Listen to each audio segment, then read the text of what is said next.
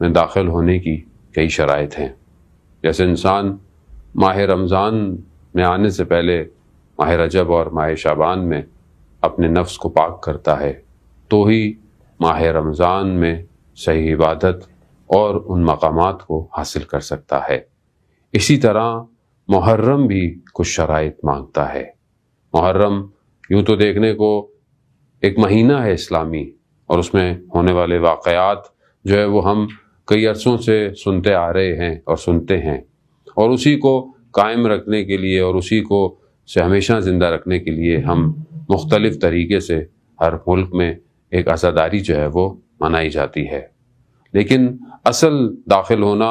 اس ایک دائرے میں ہے کہ جس میں امام حسین علیہ السلام چاہتے ہیں کہ ہم اس میں وارد ہوں، اور اس میں داخل ہونے کے لیے وہ شرائط کہ انسان اپنے آپ کو، اپنے وجود کو اپنے باطن سے آمادہ کرے۔ یوں تو انسان محرم سے پہلے وہ ساری چیزوں کی تیاری کرتا ہے کہ اس کو مجلس قائم کرنی ہے، جلوس ہے، عزاداری کے اور جو بہت سارے طریقے ہیں وہ سب کرنے ہیں، لیکن وہاں پر سب سے زیادہ ضروری اس کا اپنا نفس ہے کہ کیا وہ اس قابل ہوا ہے کہ کیا اس کاروان میں شامل ہو سکے، کہ وہ کاروان کہ جو امام حسین علیہ السلام کا کاروان ہے، کہ جو کربلا کئی لوگوں کو لے کر پہنچ چکا ہے۔ اور امام حسین علیہ السلام کا استغاثہ کہ جو آخری وقت میں تھا کہ ہے کوئی میری مدد اور نصرت کرنے والا، تو یقیناً یہ تا قیامت تک کے لیے صدا ہے کہ ہمیں اس میں اسی طریقے سے وارد ہونا ہے جس طرح امام حسین چاہتے ہیں۔ اگر ہم ایام محرم کو اس طرح برپا نہ کر پائیں یا اس اصل مقصد اور ہدف تک نہ پہنچ پائیں تو یقیناً ہم نے اپنا ہی نقصان کیا ہے۔ امام حسین علیہ السلام کے مقصد کو کوئی نقصان نہیں ہوگا،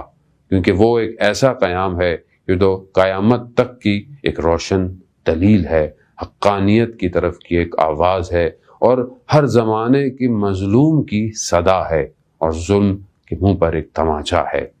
لیکن اب میں کس طرح اپنے آپ کو تیار کروں؟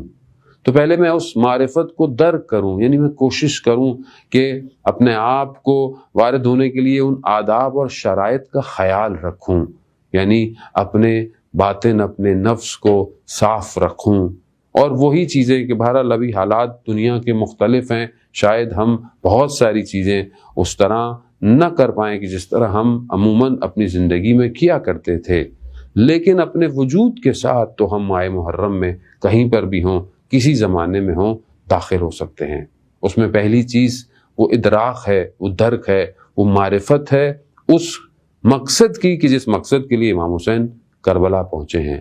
وہ کیا وجوہات ہیں کہ کیوں امام جو ہے وہ کربلا ہی پر آ کر رک گئے، کیا وجوہات ہیں کہ امام کو مدینہ جو ہے وہ ترک کرنا پڑ گیا، اور یہاں تک کہ مکہ میں جو ہے وہ اپنے حج کو چھوڑ کر جو ہے وہ کربلا کی طرف راہی ہوئے ہیں۔ وہاں پر امام حسین علیہ السلام خود اپنے بیانات میں، اپنے خطبات میں جو ہے وہ ان چیزوں کو بیان فرما رہے ہیں کہ ان کا مقصد کیا ہے۔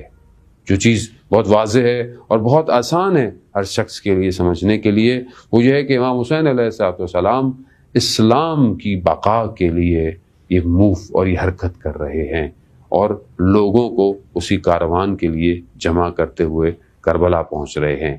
کیا یہ جو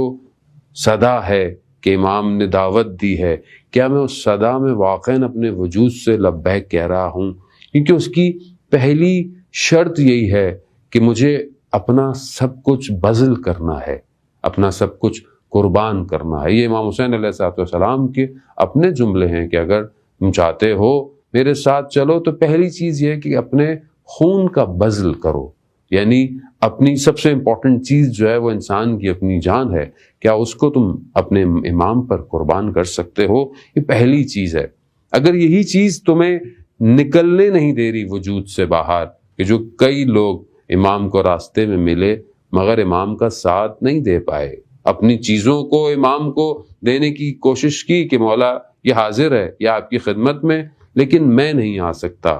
وہ امام نے ان کو قبول نہیں کیا، کیونکہ امام خود شخص کا وجود چاہتے تھے۔ اسی طرح اور بہت سارے لوگ تھے جو اپنا سب کچھ چھوڑ کر، ترک کر اپنے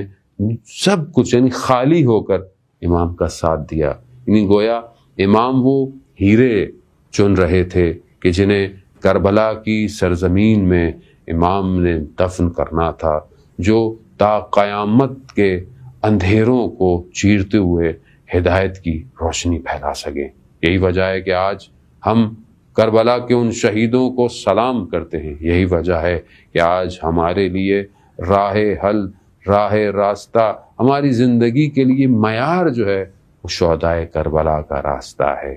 تو یہاں میں اپنے وجود سے دیکھوں کہ جو میں اتنا اپنے آپ کو دنیا اور مادے میں پھنسا چکا ہوں، کیا میں تیار ہوں اپنے وجود کو اپنے امام پر قربان کرنے کے لیے؟ تو ہم سوچیں اس محرم کے اندر کہ کیا میری مجلس، میری عزاداری، میرا مجلس کا سننا اور باقی کاموں کو انجام دینا کیا مجھے یہ آمادہ کرتا ہے کہ میں اب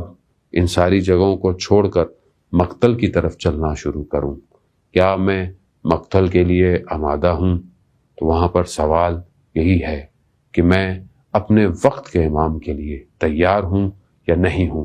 جب تک میں اس کام کو کربلا سے ایکسٹریکٹ نہیں کر سکتا، کربلا سے اخذ نہیں کر سکتا، تو اس کا مطلب ہے کہ میں پھر اپنے ہی دور میں گھوم رہا ہوں، اپنے گرد گھوم رہا ہوں۔ شاید میں مقصد کربلا کو سمجھ نہیں پایا۔ امام نے وہاں جن لوگوں کو جمع کیا تھا وہ لوگ اپنے وجود سے امام کے پاس پہنچے تھے۔ ان میں سب کوئی بڑی بڑی شخصیتیں نہیں تھیں، کوئی غلام ہے تو کوئی تازہ مسلمان ہوا ہے۔ یقیناً ان میں کچھ پرانے اصحاب بھی تھے، ان میں کچھ دوسرے بھی نظریات کے لوگ تھے، لیکن جب امام کے لبیک پر اپنے آپ کو بڑھایا تو یقیناً وہ جاویداں ہو گئے۔ تو ہمارے لیے بھی یہی کربلا کی دعوت ہے کہ اگر تم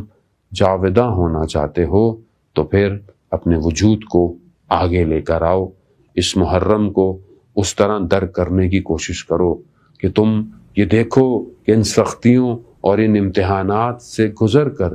تمہیں اپنے آپ کو نکھار پیدا کرنا ہے اور اس مقام تک پہنچنا ہے کہ جب کربلا گزرے تو ہم یہ کہہ سکیں کہ جس طرح حضرت زینب سلام اللہ علیہا نے کربلا کو دیکھا، یقیناً ہم اس طرح نہیں دیکھ سکتے، مگر اس ایک جھلک کی تمنا تو اپنی زندگی میں کر سکتے ہیں کہ بی بی فرماتی ہیں ما رأیت الا جمیلا، کہ میں نے جمال اور حسن کے سوا کچھ نہیں دیکھا، مگر وہ جمال اور حسن ان کو نظر آیا کیونکہ انہوں نے امتحانات کو سخت ترین مراحل سے اپنے وجود سے گزارا ہے تو وہ جمال کو دیکھ پائی ہیں۔ آئیے ہم بھی اپنی زندگی میں کوشش کریں کہ کربلا کے اس زاویے کو اپنی زندگی کی طرف متوجہ کریں اور آئیں اپنے وقت کے امام پر اپنی جان کا نذرانہ پیش کر سکیں۔ والسلام ورحمۃ اللہ وبرکاتہ۔